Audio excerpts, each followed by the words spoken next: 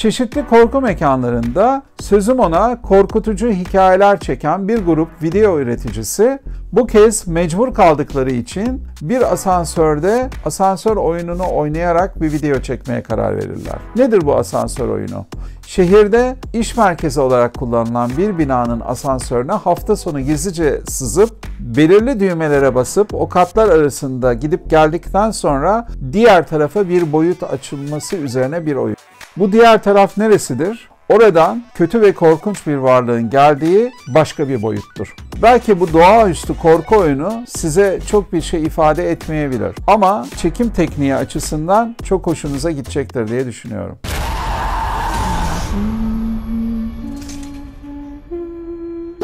Genç kadın New York JFK havalimanından taksiye biner. Taksi şoförü Clark, feleğin çemberinden geçmiş orta yaşlı bir adam. Aralarında önce küçük bir sohbet başlar ama giderek bu sohbetin gidişatı değişir. Takside görünmeyen bir kişi daha vardır. Kadının cep telefonundan ona sürekli mesajlar atan ve kadının da ara ara karşılık verdiği bir adam. Ve bu taksi yolculuğu gittikçe bir psikiyatr seansına dönüşür. Filmin süresi 99 dakika, genç kadınla taksi şoförünün karşılaşması ve ayrılmalarına kadar geçen süre tam 90 dakika. Yönetmen bu 90 dakikada çok büyük bir risk almış aslında. Ama güvendiği iki oyuncusu var. Bence özellikle genç kadın seyircilerin görmesi gereken hoş bir film.